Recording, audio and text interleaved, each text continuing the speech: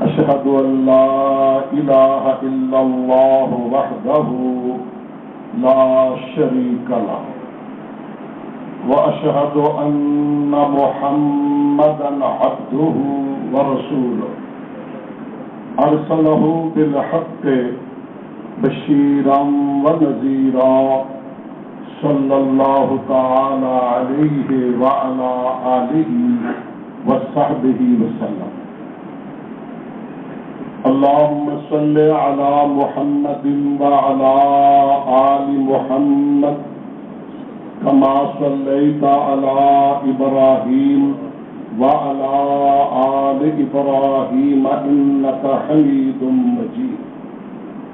اللهم بارك على محمد وعلى آل محمد كما باركت على إبراهيم وعلى آل إبراهيم إنك حميد مجيد.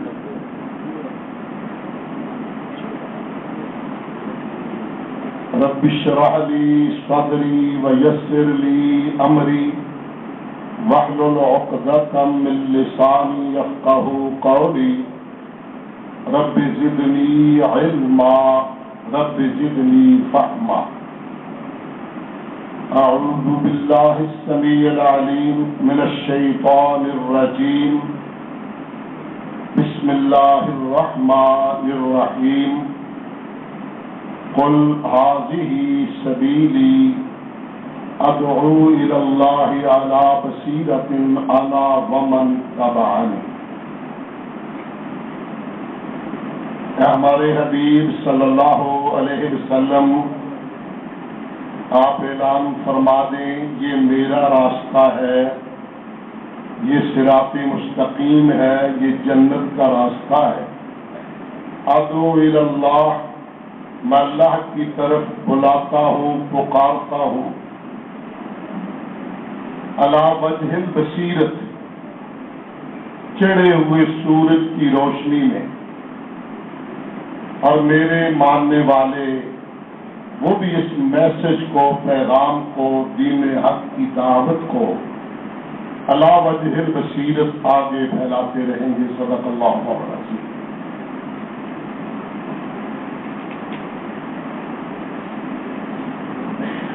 اسٹیج پر تشریف فرما معزز قائدین، علماء کرام، مرکزی جمعیت اہل حدیث گجرانوالہ شہر کے ذمہ داران، اور بالخصوص صدر گرامی قدر حضرت پروفیسر صاحب حافظہ اللہ تعالی ورعاہ، علماء کرام کی خاصی تعداد ہے، اور ماشاءاللہ نوخیز علماء، جلد بننے والے علماء، وہ روشن چہرے بھی میرے سامنے.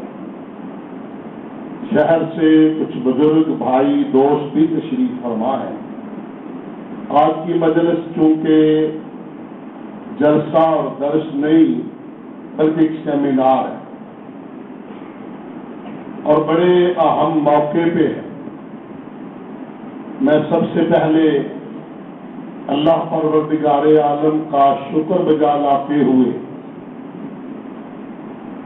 مرکزی جمعیت اہل حدیث گجرانوالہ سٹی، ان کی اس مبارک کاوش، عمدہ سوچ پر انہیں خراج تحسین پیش کرتا ہوں. بلا شبہ اہم موقع، تاریخی دن، روشن دن اہل الحدیث کے لیے، اور اہل الحدیث بھی وہ طبقہ، وہ گروہ، وہ لوگ جو اصل اسلام، اصل دین جو وحی الہی کی صورت میں نازل ہوا، اس کے حاملین پھر اپنی ایک زندہ، درخشندہ اور تابندہ تاریخ پہ روشنی ڈالنے کے لیے، یاد کرنے کے لیے کہ گاہے گاہے باز خاں، 'قصہ پارینہ را اس لیے بیٹھے ہیں اس پہ تفصیلی قیام کے حوالے سے اور پھر ان کے قائدین کے حوالے سے تفصیلی گفتگو انشاءاللہ برادر ذی وقار، جماعت کے عظیم ترجمان اور جماعت کے رہنما برادر محترم جناب حضرت مولانا رانا محمد شفیق خان پسروری حافظہ اللہ تعالی ورعاہ، ایڈیشنل سیکرٹری جنرل مرکزی جمعیت اہل حدیث پاکستان، وہ تفصیلی مدلل آپ سے خطاب فرمائیں گے۔ اللہ رب العالمین اپنی بارگاہ میں اس کاوش کو قبول فرمائے۔ حضرات ذی وقار،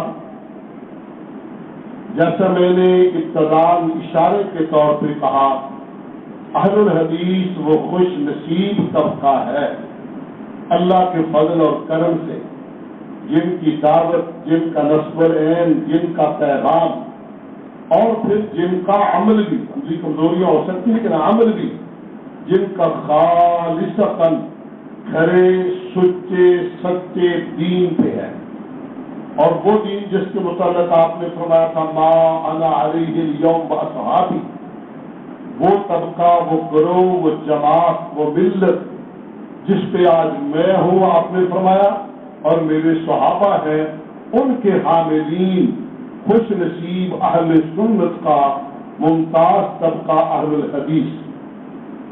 حضرات، بلا شبہ سرور قومین تاجدار حرمین صلوات اللہ علیہ خاتم النبیین ہے۔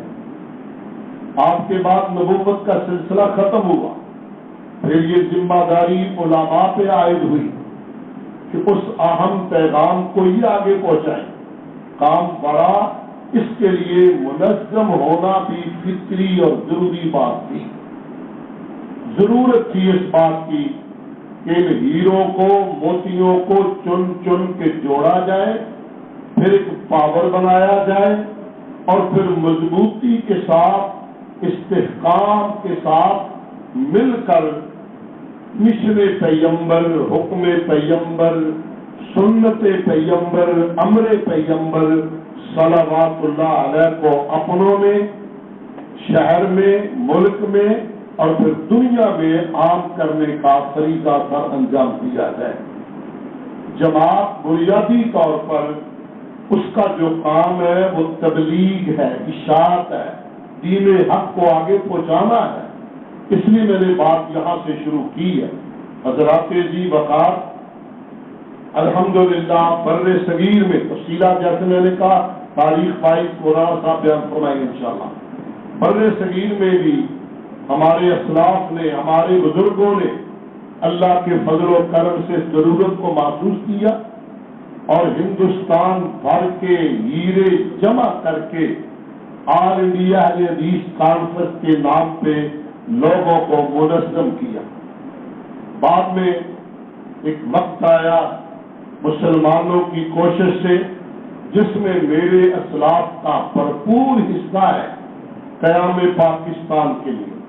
قیام پاکستان کے موقع پہ جو صورتحال تھی، پرانے بزرگ اور مہاجرین کا وہ طبقہ خوب اچھی طرح جانتا ہے، کس طرح فسادات تھے، کسی مشکلات تھیں، کس طرح خون ندیوں میں کی صورت میں بہہ رہا تھا، اپنے بیگانے کس کرب کے اندر مبتلا تھے اور کن مشکلات کے ساتھ وہ خون کی ندیاں عبور کر کے اس نئے بننے والی مملکت اسلامی جمہوریہ پاکستان میں داخل ہوئے تھے۔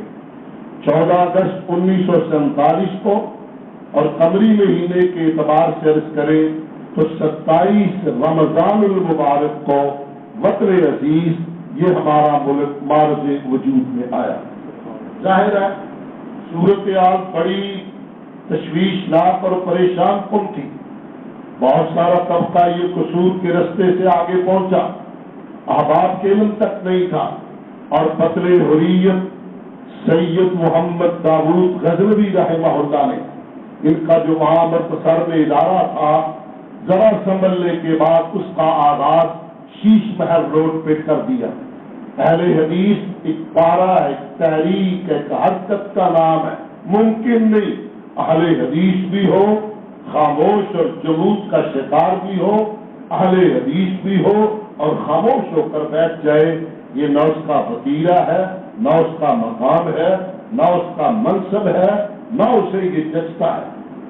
وہ شمع جو وہاں فروزہ کی تھی اس کی فکر تھی، اور پاکستان بننے کے جلدی بعد ایک سال کے اندر ہی بلکہ اس سے پہلے ہی انہوں نے دارالعلوم تقویہ الاسلام شیش محل روڈ میں اس کا آغاز کیا. اب فکر لاحق ہوئی کہ نہ جانے کوئی کہاں بیٹھا ہے، علماء کس طرح پہنچے ہیں، اور بے شمار علماء تو اس قبر میں شہید کر دیے گئے. اللہ ان کی مغفرت فرمائے، درجے بلند فرمائے. یہ بھی ایک لمبی فہرست ہے. بچے کچے جو لوگ آئے لٹے پٹے، ان میں جن پہ لوگوں کا تکیہ تھا، محبت کی نگاہیں تھیں، ان میں شیخ الاسلام شیر پنجاب ابو الوفا مولانا صلاح اللہ امرتسری رحمہ اللہ، یہ بھی اس رستے سے لاہور میں پہنچے، چینیا والی مسجد میں پڑاؤ ڈالا، یہاں سے یہ گجرا والا تشریف لائے، آپ ہی کے شہر ہے جہاں، اور یہاں سے پھر یہ سرگودا تشریف لے گئے تھے، اور وطن عزیز بننے کے جلدی بعد اگلے ہی سال وہ اللہ کو پیارے ہو گئے تھے. اب چونکہ وہ ایک ہستی شخصیت ایسی تھی جس سے اہل حدیثوں کی محبت اور مرکز سمجھ رہے تھے، ان کے جانے کا بھی غم تھا، ایک دوسرے سے ملاقات بھی نہیں تھی. تو پھر سید محمد داؤد غزنوی رحمہ اللہ نے اپنے چند ساتھیوں کے ساتھ مشاورت کے بعد، جن کی تفصیل آ جائے ابھی آپ کو بتا دی جائے گی یہاں پہ، جن میں بڑی بڑی اہم شخصیات مولانا حنیف ندوی بھی ہیں، عبدالعزیز مالواڈا بھی ہے، پروفیسر عبدالقیوم بھی ہے، اور اس شہر کو بھی یہ اعزاز حاصل ہے. ان بنیادی مشاہدت کرنے والوں میں دو شخصیتیں یہاں پہ بھی تھیں، ایک شیخ الحدیث حضرت مولانا محمد اسماعیل سلفی رحمہ اللہ، اور گجرانوالہ میں شیخ الحدیث مولانا عطا اللہ حنیف بھوجیانی. ان سے اگرچہ 1930 سے آپس میں ان کے روابط تھے، جہاں تدریس کے حوالے سے اور قرب ہوا اس پہ یہ مشاورت کرتے رہے. پھر سید محمد داؤد غزنوی رحمہ اللہ سے مشاورت کے بعد ان بڑی بڑی شخصیات نے وہاں جن میں حدیثات حنیف ہے اور دیگر لوگ ہیں، طے کیا کہ ان کے پتے ڈھونڈے جائیں، اور اس میں زیادہ کام کیا مولانا عطا اللہ حنیف بھوجیانی رحمۃ اللہ علیہ. کوئی پتے بھی ڈھونڈے، رابطے بھی کیے، پتہ بھی کیا، چونکہ وہ اس راستے سے پہلے وہاں رابطے میں تھے. اور مولانا شیخ الحدیث محمد اسماعیل سلفی رحمہ اللہ، انہوں نے بھی کئی ایک علماء کے ایڈریس اور پتے تلاش کر لیے. بہت سارے لوگوں نے براہ راست بطل حریت مولانا سید محمد داؤد غزنوی رحمہ اللہ ان سے بھی رابطہ کیا ہوا تھا. چنانچہ سر جوڑے، قسم و پرسی کا عالم ہے، فسادات ہیں، لوگ پریشان ہیں، علماء پریشان ہیں. اس ایک مجلس ہوتی ہے جس میں مولانا عطا اللہ حنیف بھی ہے، مولانا اسماعیل سلفی بھی ہے، اور وہاں حافظ عبداللہ روکڑی بھی ہے. وہ اگرچہ اس موقع پہ کئی ایک حوالے اور مشکلات کا خاصا شکار بھی تھے. مشاورت کے بعد طے کیا کہ یہاں لاہور کے اندر احباب کو جمع کیا جائے. اب پاکستان بنے ہوئے تقریباً سال ہونے والا تھا، جیسے آج کا دن 24 جولائی 1948، تو 47 اگست میں تو آزاد ہوئے تھے، سال ہونے والا تھا. یہ اپنے اپنے دلوں میں غم لینے والے سارے لوگ، غم رکھنے والے، یہاں تقریباً 250 کے لگ بھگ علماء کا اجتماع ہوا. بڑی ہمت اور زمانے میں ایڈریس تلاش کرنے یا پتے کرنے، آج کا زمانہ نہیں ہے، موبائل نہیں ہے، فون نہیں ہے، رابطے نہیں ہے، تسلی نہیں ہے، یقین نہیں ہے، کوئی کہاں جا کے آباد ہو گیا. میں سمجھتا ہوں یہ وہ ان کا کارنامہ ہے. اللہ انہیں جزائے خیر ہماری طرف سے اور امت کی طرف سے نصیب فرمائے۔ بڑا کارنامہ ہے، جمع کیا موتیوں کو، اور ان حالات میں پریشان کن حالات میں 250 کے لگ بھگ علماء کا اجتماع ہوگا، اور پھر اس پہ فکر کرنا، اور آپ لوگوں کو جمع کیا ہے، اس کا حل کرنا چاہیے۔ تو وہاں مرکزی جمعیت اہل حدیث پاکستان کے نام پہ باقاعدہ کام کا آغاز ہوا، اور اس کے پہلے امیر فقر حریت مولانا سید محمد داؤد غزنوی رحمہ اللہ وہ قرار پائے، اور نام اعلیٰ کے طور پہ پروفیسر عبدالقیوم مرحوم رحمہ اللہ وہ ساتھ آئے۔ اگلی تاریخ جیسے میں نے کہا اس پہ وقت نہیں لینا چاہتا، وہی تفصیل اور ترتیب کے ساتھ برادر جی وقار سے ہی آپ سماعت فرمائیں گے، وہی مناسب ہے۔ میں مقاصد اور لمحہ برابر جس کی ضرورت آ رہا ہے، 75 سال، پوری صدی، بہت بڑا وقت ہے، بہت لمبا عرصہ ہے۔ پوری صدی آج کے دن پوری ہو گئی، مرکزی جمعیت اہل حدیث کی عمر 75 سال ہو گئی۔ حضرات، ان 75 سالوں میں حالات کے چپیڑوں میں، بے شمار تحریکوں میں، بہت ساری مشکلات میں، نئی سلطنت میں، نئے ملک کے اندر جن جذبات کے ساتھ، جس جرت کے ساتھ، جس بہادری کے ساتھ، جس دلیری کے ساتھ ہمارے اسلاف نے اس پرچم کو اٹھایا، اللہ اپنی رحمتوں سے انہیں مالا مال فرمائے۔ یہ سلسلہ چلتا رہا، مدعا اور مقصد کیا تھا میں اس طرف آنا چاہتا ہوں، میرا یہ اصل میں موضوع ہے۔ حضرات، سب سے پہلا کام ہوتا ہے تنظیم، بندے جمع کرنا، اکٹھے کرنا، انہیں منظم کرنا۔ تنظیم مشکل ترین کام ہوتا ہے۔ اب دیکھ لیں، آج اللہ کا شکر ہے، احباب کثیر تعداد میں ہے، مساجد بے شمار ہے، مدارس بے شمار ہے، افراد ہے، زمین زرخیز ہے، ذہن تیز ہے، آج کا زمانہ ہے، پھر بھی آپ اپنی مشکلات ان سے ذرا پوچھ لیں، وہی صحیح طور پہ بتا دیں ان حالات میں، ان حالات میں جو صورتحال تھی، کس طرح مقاصد ان کے نزدیک کیا تھے۔ ابھی مرکزی جمعیت اہل حدیث کا قیام عمل میں آیا، بڑوں نے سر جوڑا اور سوچا جماعت کا مشن ہے دو چیزیں، تنظیم کے بعد تبلیغ اور تدریس، قرآن و سنت کا پیغام، اس کو نسل نو تک پہنچانا، اور پھر اس کو تبلیغ کے ذریعے متن حدیث تک پہنچانا۔ پہلے ہی مرحلے میں سر جوڑے اور سوچا کہ ایک مرکزی ادارہ دارالعلوم جامعہ ہونا چاہیے۔ اس پہ بڑی تجاویز آئی، فکر بھی کرتے رہے، دیکھتے رہے۔ اسی جی ٹی روڈ پہ بھی ایک معقول جگہ نظر آئی، وہاں پہ بھی وزٹ کیا گیا۔ آفر بہت ساری جگہوں سے آئی، مولانا محمد علی قصوری، انہوں نے کہا ہم بہت سارا رقبہ دیتے ہیں رحمہ اللہ، اس پہ بھی غور کیا گیا، اور بالآخر یہ قرا فیصلہ آباد میں پڑا جو آج جامعہ سلفیہ کے نام پہ ادارہ ہے۔ یہ مرکزی جمعیت اہل حدیث کا مرکزی ادارہ اس وقت بنایا گیا۔ فکری کی ایک بات ہوتی ہے، فیصلہ آباد کے اندر اس وقت دو معروف ادارے موجود تھے، ایک سے میری نسبت، دوسرے سے روحانی نسبت ہے۔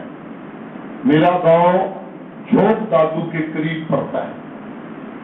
ہمارے اسلاف سارے حضرت میاں محمد باقر رحمۃ اللہ علیہ سمیت میرے، ہم انہی کے عقیدت کیش تھے، بلکہ وہ زمانہ پرانا تھا، ریڈیو پہ کبھی اگر اطلاع آتی چاند نظر آ گیا، صبح عید ہوگی، تو ہمارے بزرگ گھوڑی دوڑاتے اور میاں صاحب کے پاس جاتے، میاں صاحب عید دمی کرنی ہے کہ کوئی نہ کرتے؟ میاں صاحب نہیں بھی رات چند لگتا ہے، پتہ نہیں کدو ڈھونڈ رکھے آئے گا دمی کائی نہ اسی پر صبح پاپڑ سارے پنڈ اس دن عید پڑھنی ہے، اسی اگلے دن پڑھنی، اس حد تک ان کے ساتھ حقیقت تھی۔ ایک مدرسہ یہاں تھا خادم القرآن والحدیث کے نام پہ، 427 گافے چھوک دادو اس وقت میں پرانا. دوسرا ادارہ امیر المجاہدین صوفی محمد عبداللہ رحمہ اللہ کا اوٹا والا 493 گافے میں موجود تھا. بزرگوں کے ذہن میں یہ سوال تھا کہ یہ ممکن ہے مدارس والے سمجھیں گے کہ یہاں ہمارے ہی حلقے میں ایک بڑا ادارہ بنا کر تو یہ ہمارے مدارس کمزور کرنے کے مترادف نہ ہو. اس پہ وہ مواد آج تک موجود ہے اور مولانا شیخ الحدیث محمد اسماعیل سلفی رحمہ اللہ کا خطاب ریکارڈ پر موجود ہے. سید محمد داود غزنوی رحمہ اللہ کا خطاب ریکارڈ پہ ہے. بلکہ انہوں نے وہ لفظ کہے تھے میں تو ایک دینی ادارے کا خود محتمم ہوں. میں خود دارالعلوم کے محتم تھے وہ تقویت الاسلام کے. کہا یاد رکھیں یہ ادارے مدارس ہیں. جماعت یونیورسٹی بنانا چاہتی ہے اور یونیورسٹی مدارس اس کے جرد ہوتے ہیں. ہم آپ کے لیے اچھے سکالر، اچھے استاد، اچھا ماحول، اچھا نصاب دینا چاہتے ہیں. تو پھر اللہ کا شکر ہے کہ جامعہ سلفیہ کی تاسیس میں، بنیاد میں، قیام میں حضرت میاں محمد باقر رحمہ اللہ اور صوفی محمد عبداللہ رحمہ اللہ بھی عید رکھنے والے لوگوں میں موجود تھے. تو یہ پہلی فکر، پہلی سوچ تھی کہ ہم نے قرآن و سنت کی تعلیم کو آگے پہنچانا کیسے ہے. حضرات آج روشن زمانے میں، آج کے دور میں جو بڑا ماڈرن زمانہ ہے، آج بھی دیکھ رہے مدارس کے حوالے سے کتنی مشکلات روز بروز آئے روز آتی ہیں. اس کا مجھے بھی ذاتی طور پہ کافی ادراک ہے چونکہ میں بھی ملک کے ایک اچھے بڑے ادارے کا ادنا سا خادم ہوں. جو ادارہ اوڈا والا سے مامو کانجن آ گیا تھا، جامعہ تعلیم الاسلام مامو کانجن کے نام پہ. حضرات اسلاف نے پہلا کام اس پہ کیا تاکہ نصاب بنایا جائے، اچھے اساتذہ تیار کیے جائیں.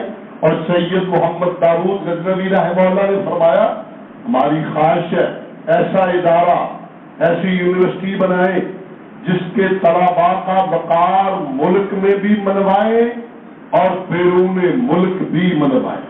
ملک میں بھی منوائے اور بیرون ملک بھی منوائے. الحمدللہ ثم الحمدللہ یہ کلمات کہتے ہوئے میں فرحت و مسرت محسوس کر رہا ہوں. آج وہی جامعہ سلفیہ وہ ہمارا ہیڈ کوارٹر ہے، ہمارا کوڈ ہے وفاق المدارس سلفیہ کے نام پہ. وہاں سے نصاب لوگوں کو مل رہا ہے اور ہمارے بے شمار عزیز طلباء جہاں سے اور باقی اداروں کا ساتھ انسلاق ہوا جنہیں سعودی یونیورسٹیز میں تعلیم حاصل کرنے کے مواقع میسر ہیں. ان کے کہے ہوئے الفاظ کہ ہم اپنے مدارس سے نکلنے والے ان فاضلین کا مقام ملک میں بھی منوائے اور بیرون ملک بھی منوائے. ہمت کرے، ڈھیلے نہ پڑ جائے. طالب علمی کا دور ذرا کچھ بڑا عجیب ہوتا ہے. یہ باوجود خواہش، کوشش، طلب، چاہت کے طالب علم ہوتا ہے کوئی کچھ نہیں، کل پڑھ لیں گے، کوئی بات نہیں، کل دیکھ لیں گے. اس سب کے باوجود وفاق المدارس سلفیہ کی صنعت کو اللہ نے اعزاز بخشا. بے شمار ہمارے ساتھی اس صنعت پہ آج کالجز اور یونیورسٹی میں پروفیسر ہیں. میرے اپنے جامعہ سے متعلق 14 لڑکے وفاق المدارس کی اس صنعت پہ پروفیسر آج کا الحمدللہ. وقار اس کا بنا ملک کے اندر اور بیرون ممالک بہت ساری یونیورسٹیز میں اس کو ماننا ہمارے لڑکے باہر گئے. حضرات اس میں بھی دوسری رائے نہیں ہے. جو تعلیم کا معیار اور کمی آ رہی ہے، دن بدن کمی آتی ہے، یہ مجھے پتا ہے. خیر القرون قرنی ثم الذین یلونہم وہ دور شاید جو مشکل ترین لمحات کا تھا. بالکل ٹوٹی صفوں پہ بیٹھ کر اور کنویں سے نکال کر پینے والے پانی والے دن جو جذبہ، جو ذوق، جو خروش ہے اس وقت تھا.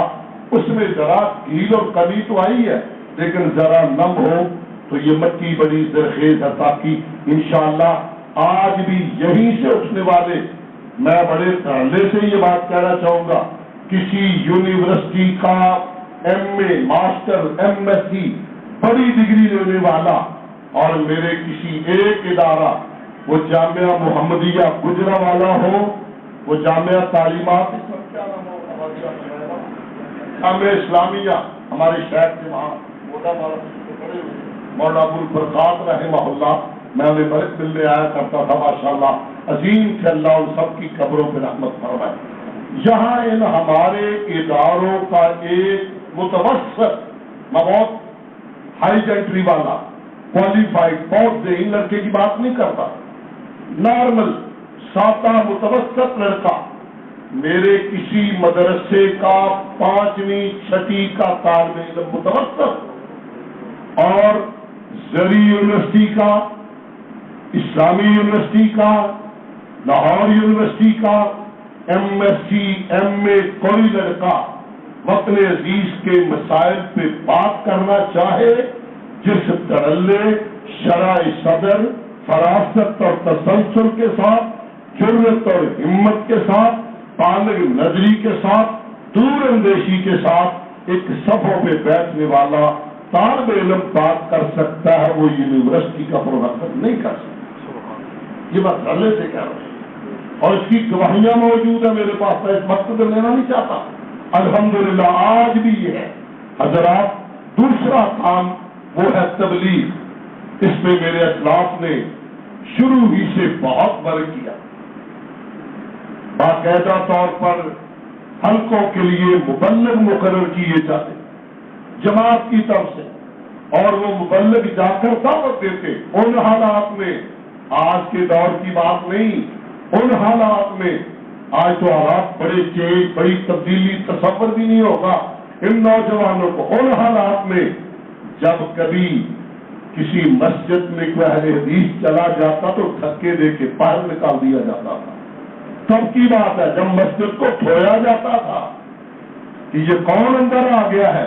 ان مشکل ترین لمحات میں میرے اسلاف نے، میرے بزرگوں نے، مرکز کے تحت مرکزی جمعیت اہل حدیث نے باقاعدہ طور پر بھیجے مبلغین، اور اس کے علاوہ کانفرنس کا اہتمام کیا۔ جو ہی ادارے کا فیصلہ ہوتا ہے اس سے پہلے ایک کانفرنس مرکزی جمعیت اہل حدیث پاکستان کے اسٹیج سے بلکہ 2 ہو چکی تھی، یہ بننے سے بھی پہلے، یعنی دونوں پہلوؤں پہ، دونوں حصوں پہ جماعت نے کام کیا۔ مرکزی جمعیت اہل حدیث، خوب ذہن بنا لیجیے، اچھی طرح سمجھ لیجیے، میری 75 سالہ تاریخ کو جھنجھوڑیے، دیکھیے، پڑھیے، کھنگالیے، پوری توجہ کے ساتھ، پروپیگنڈے سے بچیے۔ کوئی ادھر مینڈ کی اٹھ جائے، ادھر سے کوئی پروپیگنڈا کرے، اس کا شکار نہ ہو۔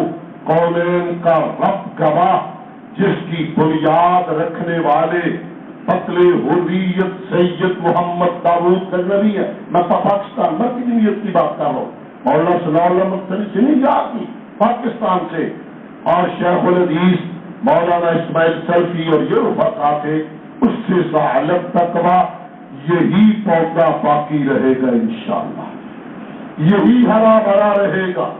اندھیریاں آتی ہیں، طوفان آتے ہیں، سب طوفانوں کے باوجود انشاءاللہ یہی قائم رہے گا، چونکہ مدعا یہ ہے۔ اب یہاں میں تھوڑی سی یہ وضاحت کرنا چاہوں، ہمارے جتنے باقی شعبہ جات ہوتے ہیں اس میں آج ہی نہیں، پہلے سے بھی اگر آپ کو یاد آئے تو سید محمد داؤد غزنوی رحمہ اللہ بھی پارلیمنٹ میں پہنچے تھے، پہنچے بات ہے۔ اب سے لے کے اب تک میرے اسلاف نے وہ حصہ خالی اس لیے نہیں چھوڑا کہ ہم نے وطن عزیز میں بسنے والے اہل حدیثوں کی مساجد اور مدارس کا تحفظ کرنا ہے، یہ ہمارا حصہ۔ یہ بات جس پہ لوگ پروپیگنڈا کرتے ہیں انجانے میں، بے سمجھی میں، احمد اللہ لا دیتا جدرو آیا، سنی سنائی پہ۔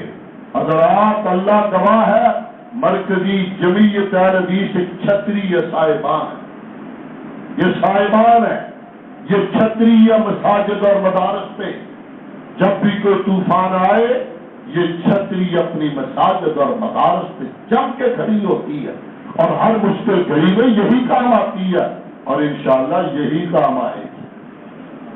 دونوں پہلو، تدریس میں بھی تبلیغ میں بھی، یہ ہمارا مدعا ہے۔ یہ ہمارا جو سیاسیات میں حصہ لینا ہے، در حقیقت اس دوسرے شعبے تبلیغ کو مؤثر کرنے کے لیے کہ تاکہ ہماری آواز توانا بن کر، مضبوط بن کر اعلیٰ ایوانوں تک بھی پہنچے کہ اہل الحدیث کون ہوتے ہیں۔ پروپیگنڈے سے بات تو نہیں چلتی، کچھ لوگ ویسے پروپیگنڈا کرتے ہیں، زمانہ پروپیگنڈے کا ہے، میں مانتا ہوں، احساس ہے مجھے اس بات کا، وقت نہیں لینا چاہتا۔ ایک مثال کے ساتھ، مثال ایک ہندوستان کے زمانے کی ہے۔ ایک گاؤں میں ایک مولوی صاحب تھے اور علماء کا احترام تھا، گاؤں کے ملا جی، مولوی صاحب، استاد جی، جس نام سے بھی۔ ہوا یہ کہ حالات ایسے ہی رہے ہیں، مولوی صاحب کے پاس ذرا پیسے ویسے ختم ہو گئے، قرار لوگوں کی دکانیں ہوتی تھیں، وہ قرار کے پاس گئے، کہا لالا جی عید قریب ہے، ذرا ادھار سودا دے دے، انشاءاللہ عید پہ خیر ہو جائے گی، جماعت دعوت کرے گی میں آپ کو دے دوں گا۔ لالے کا بڑا دماغ خراب تھا، اس نے کہا مولوی صاحب ووٹ نہیں پڑیا، آج نقد کل ادھار، نقد بڑے شوق سے، ادھار اگلے چوک سے۔ اس نے کہا میں مولوی ہاں، لالا سیان لا میں مولوی ہاں، مجھے میں نہیں جانتا مولوی شولوی، جو تمہارا صاحب میں نہیں جانتا مولوی شولوی۔ انہوں نے کہا چلے آ جائے، پھر یہ حاضر آئی تو کام سے پورا کر سکتے۔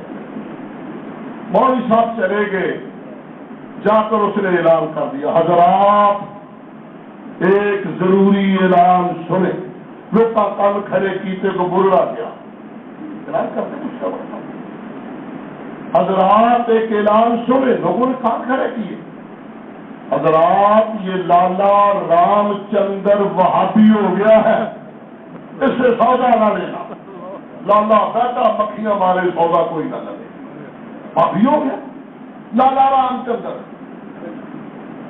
ایک دن گزرا، دو دن، سارا دن بیٹھا، لالا آ گیا مولوی کے پیروں سے، مولوی جی رب دا نام پتا میرے گھروں لا میں مارے آ گیا۔ انہیں کیا بچیا کل جمعے تک ٹائم ایک باری، اج بہت کل جو پرسوں انشاءاللہ، انہیں کیا اوکھا تھا جمعے تک اوکھا ہے، تو میرے گھروں لا رکھا 2 دن تک کرنا لالا، تو مجھے اگلا چوک اٹھایا، تو بھی اگلا چوک لے گیا طرح جا کے۔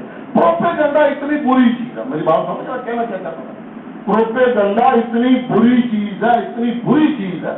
حضرات اس پروپیگنڈے کے دور میں نسل نوجوان کو عرض کرنا چاہتا ہوں، وہ کون سا مرد اہل حدیث، روشن ضمیر، اہل حدیث، حق پہ چلنے والا، اہل حدیث حق کو ماننے والا، اہل حدیث محمدی رنگ رکھنے والا، اہل حدیث صحابہ کو ماننے والا، اہل حدیث جو احترام کرنے والا، اہل حدیث جو بصیرت کی نگاہ رکھنے والا، اہل حدیث جس کی نگاہ عمیق اور گہری ہوتی ہے، اسے جن لائی گلی ادھر توڑ چلی، یہ اس کا موقف ہر کے نہیں ہوتا، وہ امام ہوتا ہے، پیچھے نہیں چلتا، لوگوں کو پیچھے چلایا کرتا ہے۔ اہل حدیث امام ہوتا ہے، بڑا ہوتا ہے، آگے بڑھنے والا، ہمیں جنہیں گلی نہیں، اور یہ ایسے یا پروپیگنڈا نکلی اس دلدل سے۔ دیکھو میری 75 سالہ زندہ تاریخ کو اور ان کی تبلیغ کو دیکھو، تنظیم کو دیکھو اور تدریس کو دیکھو، الحمدللہ آج ملک بھر میں اللہ کے فضل و کرم سے مدارس کا جال بچھا ہوا ہے، اور ہر شہر میں، یہ گجرانوالہ ہی دیکھ لیں، ہمارا حدیثوں کا بڑا شہر ہے، یہ بھی اللہ کے فضل سے مساجد ایک جال بچھا ہوا ہے۔ اب ضرورت ہے افراد بڑے منظم ہونے کی ہے۔ آج چونکہ وہ دن ہے یوم تاسیس کا، یوم تجدید عہد کا دن، میں اسے کہنا چاہتا ہوں، میں اپنی گفتگو ختم کرتے ہوئے صرف یہ کروں گا، آج عہد کیجئے، یوم تاسیس کے موقع پہ یوم تجدید سے منائیے اور عہد کیجئے کہ ایسے ہی ہر ایرے گہرے کی بات پہ کام کر کے ہم آگے نہیں بڑھیں گے. انشاءاللہ صحیح موقف کو، صحیح بات کو، قرآن و سنت کی تعلیم کو، حاضرین قرآن و سنت کو کسی صورت بھی کسی کی بھیڑ بکری نہیں بننے دیں گے. ہم خود آگے بڑھیں گے، اس پرچم کو اٹھائیں گے. میری درخواست ہے پروپیگنڈے سے نکل کر میں اس لیے میں نے امدر مثال سنائی رک کے، پروپیگنڈے سے نکل کر حقائق پہ نظر رکھ کر، انسان ہے، انسانوں میں کمیاں ہیں، بلا شبہ ہمارے اندر عیب اور نقص اور کمی ہو سکتی ہے. کونین کا وقت گواہ میری منہج نصب العین اور پیغام میں کمی نہیں ہے، اس پہ کوئی انگلی نہیں اٹھا سکتا. سب کمیوں کے باوجود اس عمدہ منہج کو لے کے چلنے والے اور سب سے اہم ترین جماعت مرکزی جمعیت اہل حدیث کے عاملین کے دست و بازو بنیے. ان کے ساتھ چلیے، ان کے ہاتھ مضبوط کیجیے تاکہ قرآن و سنت کا پیغام آپ کیا جا سکے. پروردگار عالم اپنے فضل اور کرم سے میرے اسلاف کی قبروں پہ کروڑوں رحمت نازل فرمائے. اور جو آج اس تلاوت درخت کو اور ہرا بھرا رکھنے میں اپنا کردار ادا کر رہے ہیں، اللہ ان کی عمر میں برکت فرمائے. قائد محترم، قائد ملت سلفیہ حضرت علامہ پروفیسر سینیٹر ساجد امیر حافظہ اللہ اور ان کے رفیق سفر ناصب اعلیٰ مرکزیہ ڈاکٹر حافظ عبد الکریم حافظہ اللہ اور ان کی پوری ٹیم کو اللہ اپنے کرم اور فضل سے اپنی حفظ و امان میں رکھے.